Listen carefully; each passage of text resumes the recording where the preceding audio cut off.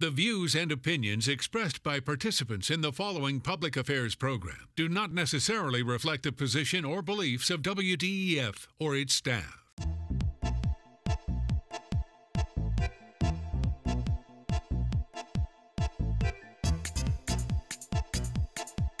Since 1954, this is Point of View, the world record-holding public affairs program produced at the studios of WDEF-TV Chattanooga and with underwriting community support.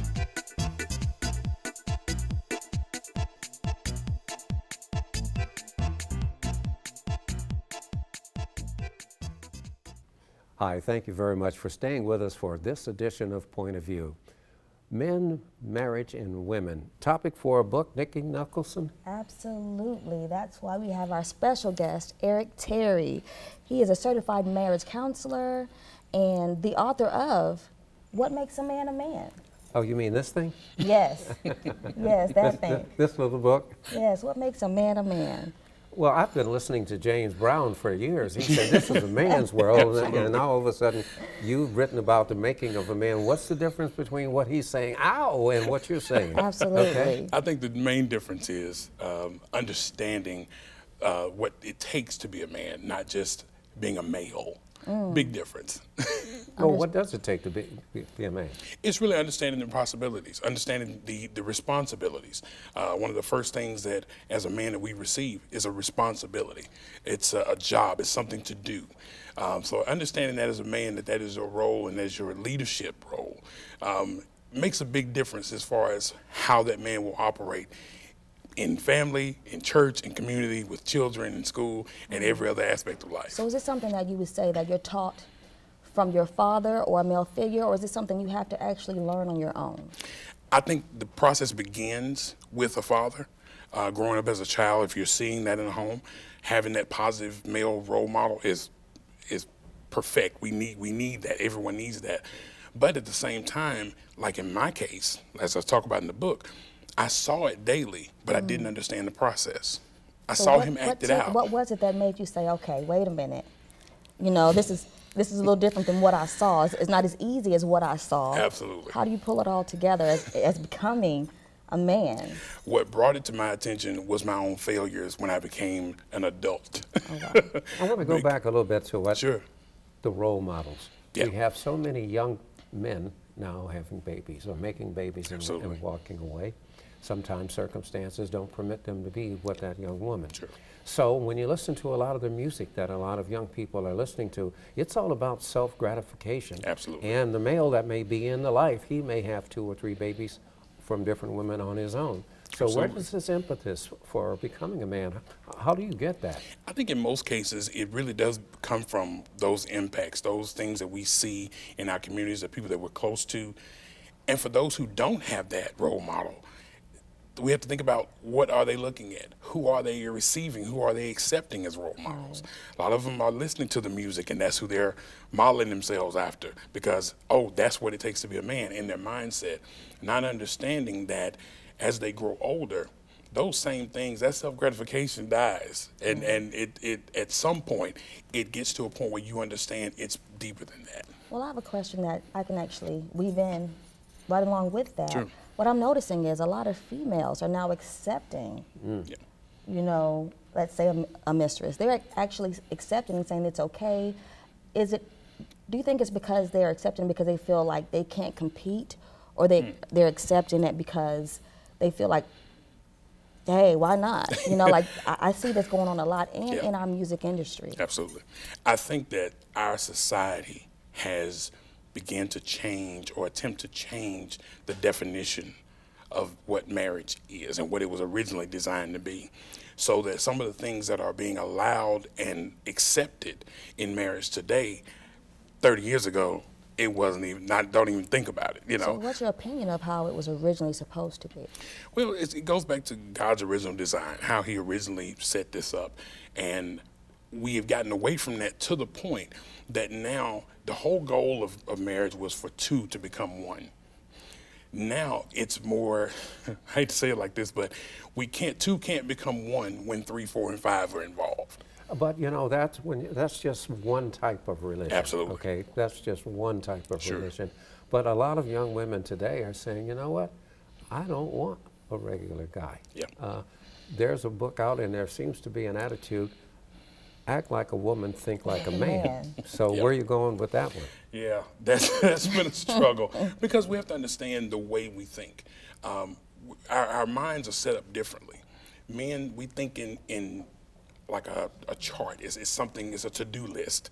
Women is more of a scientific, mathematical problem. Really now. Really now. Really now. We're off into it now. Okay, We're more let's, straightforward all right. as far as a chore list. And once those things are done, in a man's mind, we've checked them off. In a lot of these relationships, women have allowed men to do certain things and without consequence. And because of that, the men say, oh, she's okay with that. So it continues. So and if it we gets don't more, allow grows. it- Absolutely. If we don't allow it, then are men more acceptable as to stepping out like that? At some point, you have to raise the standard and say, okay, this is the accountability if we're going to be together, if it's just going to be us, and this is what the standard is. But if you allow those things to keep going on and on and on without any consequence, at some point, it's going to blow up. There are some simple things that happen in a relationship. For instance, I overheard at a restaurant this morning a young couple talking over breakfast, and he was bemoaning the fact that she wants him to open the door to the car for her. Okay. So is that part of the bargaining process, or is this something that, you know, young men should do but don't do? I agree. I Exactly. grew up watching my father open my mother's door. I grew up watching my mother bring his dinner plate, those type things. But what I also understood was there were times where my mother would say, just get in the car, babe, I got it. But it was the fact that he wanted to do it, and she appreciated that. And most times she allowed him to. I think nowadays we really have to get to a point of understanding each individual person. We spend so much time, men trying to understand women, women trying to understand men, when what we really need to focus on is when we have a man or a woman, understanding that person. You've traveled the country. You've been on a lot of the network shows with your book, and I'll hold it up Absolutely. for you if you don't mind. Please do. Okay. What do you get out of this, and what kind of feedback are you getting from people when you're on the networks and you talk about this subject matter? What kind of mail are you getting? One of the main things that I've been able to share is that what I do as a certified marriage coach is honestly behavior modification. I am teaching couples how to manage their relationship, and it's just changing how they act as individuals. With that, we have had so many couples, hundreds of couples come to us and say, what you gave us, the exercises you gave us to do seem so simple. Oh, so there But are they've made exercises. absolutely, but they've become the biggest impact. Do you They feel made the like- biggest difference. Do you feel like it builds on each one's self-esteem as their place? Like, as a man, now that I've gone through these exercises and I'm kind of seeing my way through, do they feel as if they're, you know, I can be that man, I can be that woman? Right, because once they see the change, once they see that the response that they get is different, it makes them want to do more and put more of these things into place. One of the things I tell people is, if you can change how you interact with someone, it's not what happens or what they've done, but it's how you respond to it. But it's what you've just done that makes us want to invite you back. But we Absolutely. are all out of time. Absolutely. Okay? And I'm glad to have you. We got you Thank away you, from sir. the networks for this. Absolutely. You're in town, huh? I am. Okay, so we'll be asking you to come back. Nikki, this was your discovery, so we thank you very much. Stay with us here. When we come back, we'll be talking about Neighborhood University. It's something that's free and it's available for you when Point of View continues. It takes less than 1 minute to find out if you may have prediabetes, and you can do it here. So what are you waiting for? Just go to the site.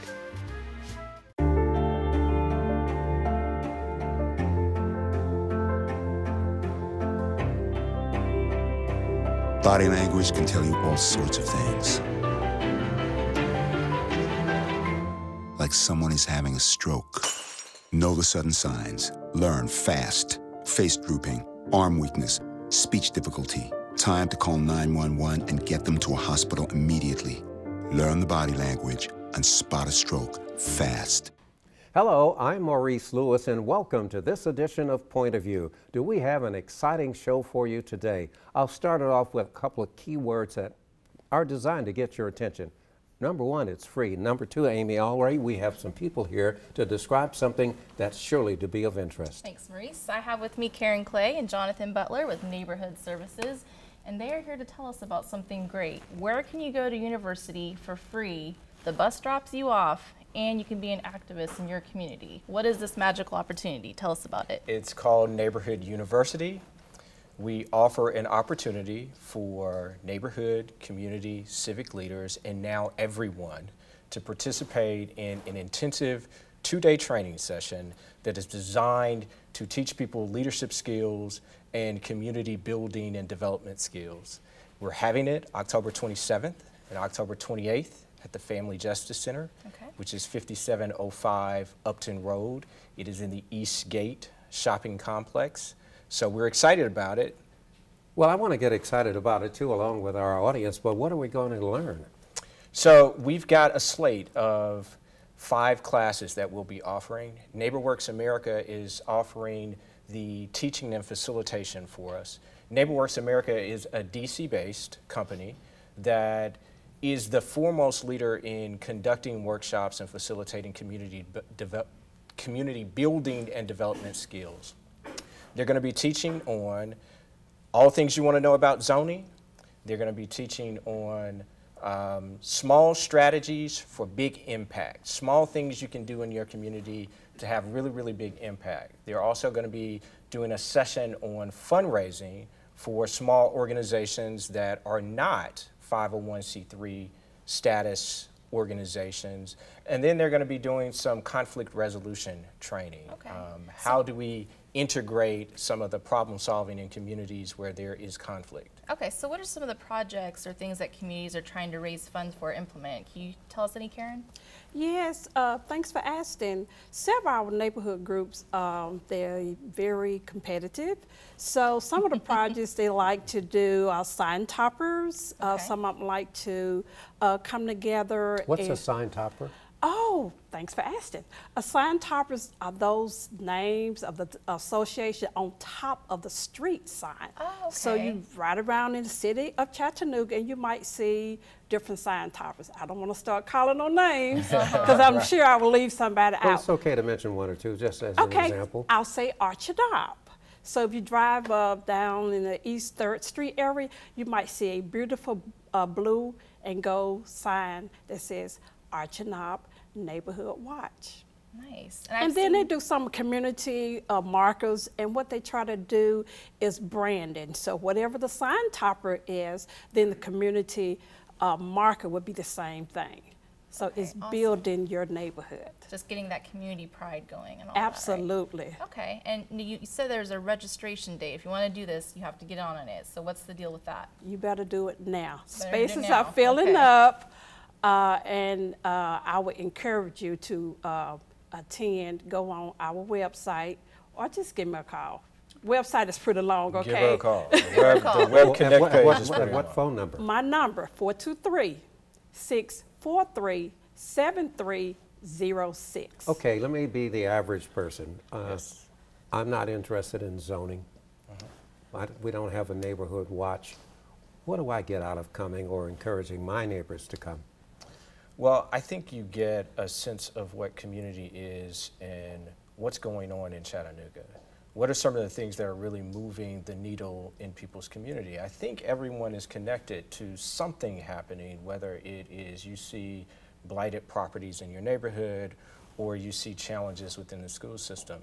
These workshops are designed to bring people together to teach them some things about even themselves. I think that's something that everyone be Well, Amy, you and I know as we drive around the city, we see a lot of people who don't own a house. They live in an apartment. So how do you get those people out of their narrow living space to come and get involved in a community that they drive through but don't really have a stake other than paying rent and parking a car?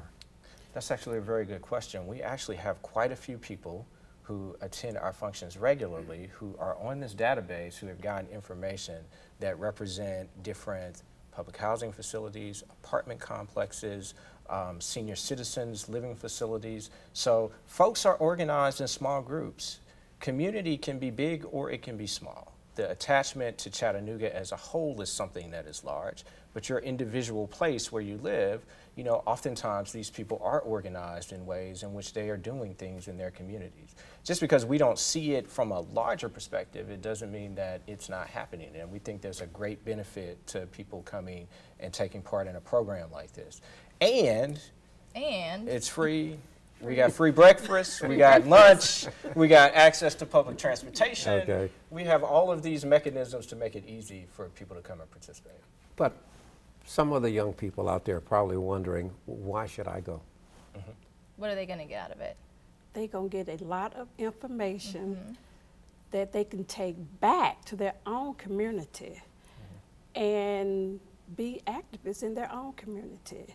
Sometimes it just start with a young person, getting out, getting some information and taking it back. They want to be a door in their neighborhood. You mean this is a way for them to go back and help grandma with Absolutely. her particular plight? Absolutely. What about young people and older people coming out together? And did you mention free lunch? Free lunch. Free lunch. And breakfast. Let's go. Free lunch and breakfast. Absolutely. We've done some intergenerational community building as a part of Neighborhood University. This is actually our 6th session. We have about 400 participants who have already participated in some form of this programming. And we had a session where we invited young people from the Youth and Family Development Division. They have a CAPS program, it's a leadership program, where those young people actually integrated with some of our older neighborhood association leaders in programming around this area. Okay. We did everything from tour neighborhoods to sit and talk about some of the challenges of bridging the digital divide, particularly between younger people and older people. Speaking of which, how have you seen social media kind of impact neighborhoods and neighborhood associations with people kind of making their neighborhoods better? Is that kind of part of this program? I've seen where there's a lot of great Facebook pages for Yes, there are Facebook pages. There's also an apparatus called Nextdoor, which is used a lot for folks, almost like a neighborhood watch. It's integrated to a great degree with some of the work that happens with the police department. So there are a lot of people who are using social media to do everything from publicized events to get the word out about exactly how their neighborhood is good and special. It can be used in ways of marketing neighborhoods, which is also a session that we have done at this workshop at the Neighborhood University series. We have less than a minute to go. You want to talk about when is this thing and where again? Yes, it is Friday, October 26th. No, 27th. October 27th and Saturday, October 28th from 8 to 4 p.m. Family Justice Center, Chattanooga, Tennessee. 2-day commitment, get to know your neighbors, make a difference, strengthen your neighborhood. Sounds great. Please register. Call me. You heard it. Call 643-7306. Thank you both very much for coming on the show. Amy? Yes, thank you guys. Minute in Marketing coming up next on Point of View. You taught him how to hit a baseball, how to hit a receiver. You even taught him how to hit the open man. But how much time have you spent teaching him what not to hit?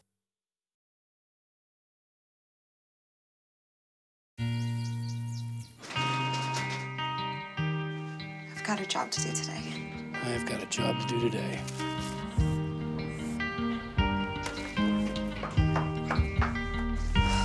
Have a good first day at work, Mom.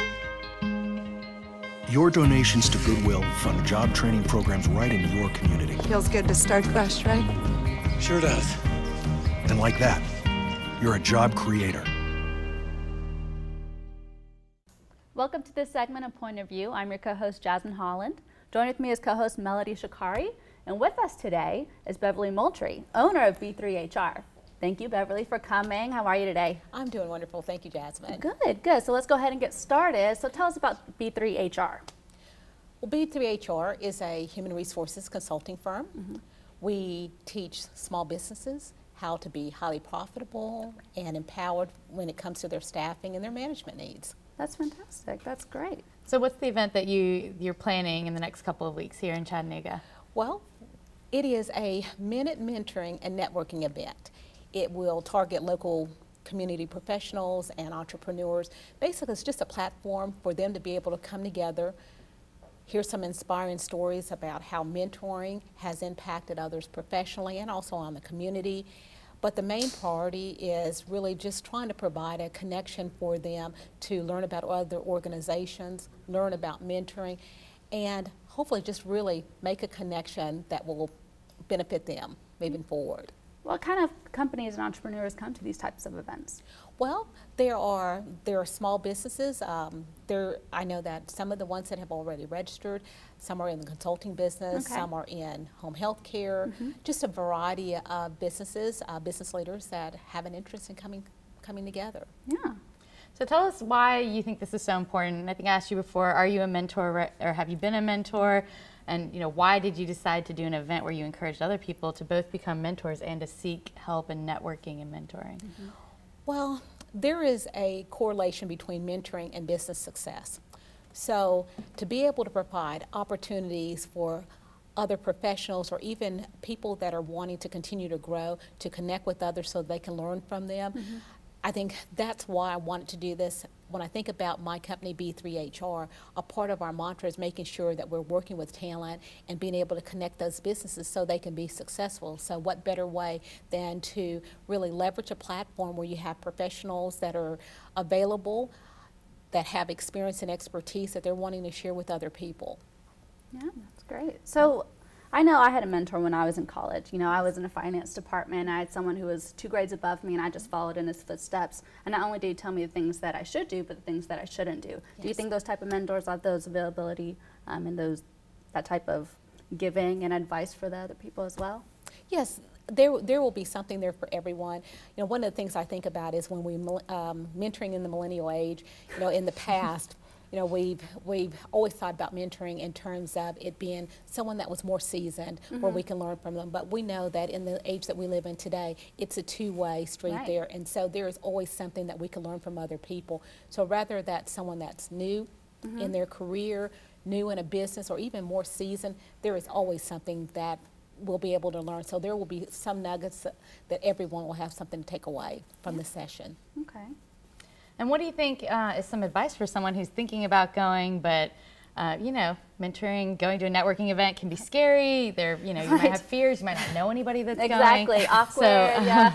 Well, I would say first, take the step to register and just get out there, because it is about courage. I mean, oftentimes, even though we may be seasoned in something, sometimes we all have that fear that we don't know anyone, that we're perhaps feel that we don't have anything to offer. Exactly. But I would say, I would just encourage people to really get out there and be a part of it and just enjoy. Okay, so what's some advice for someone who decides to go to the event? What type of things should they bring? Obviously some paper, pencils, pamphlets, talk about the business. What do you think? No, for the attendees, they don't have to bring anything other than themselves and be open to just being able to network and meet other people. Right. Now, we'll have professionals there that will have some tasks, so they will probably have to bring their paper and pencils, but other people, no, they just need to bring themselves and be open to sharing. Now, we'll have a session where there will be open mic. And so if Jasmine or anyone else wants to come up to the mic and share, share their story, whether they've mentored or maybe they've been on the other side of that and they have something they want to share with the audience, there would be an opportunity to do that as well.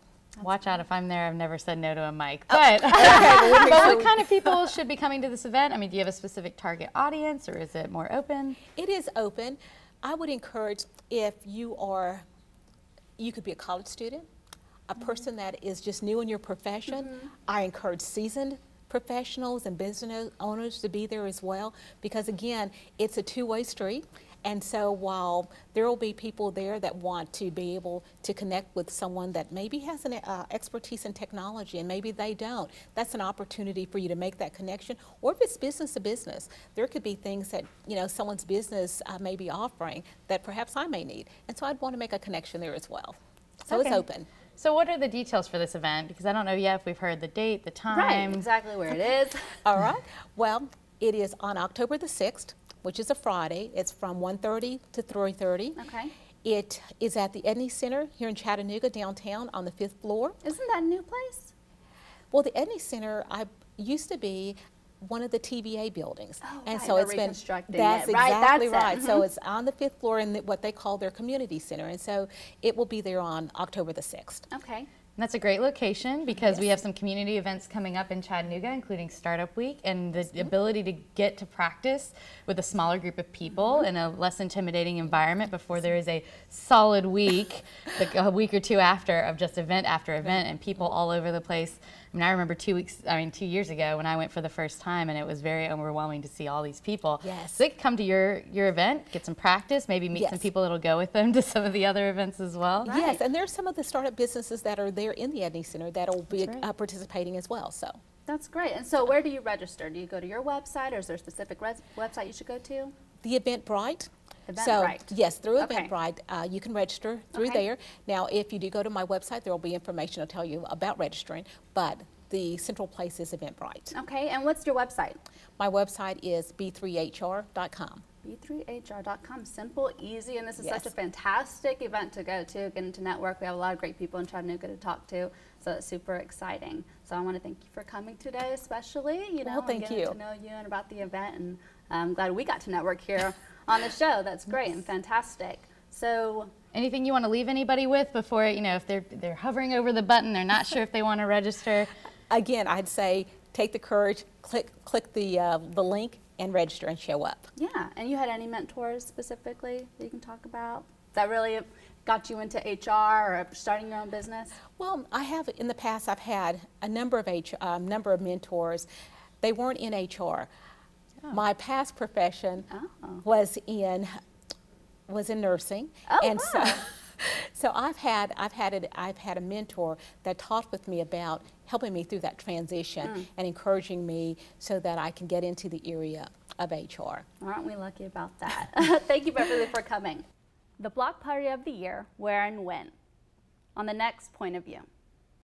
Closed captioning provided by the following. Funding for this program is brought to you by Barnett & Company, specializing in tax-efficient strategies for the preservation and distribution of family wealth, offering continuous investment management with a focus on long-term strategies. Areas of service include investment, estate, education, and retirement planning. Barnett & Company, the power of compound returns over time. More information can be found on the web at barnettandcompany.com.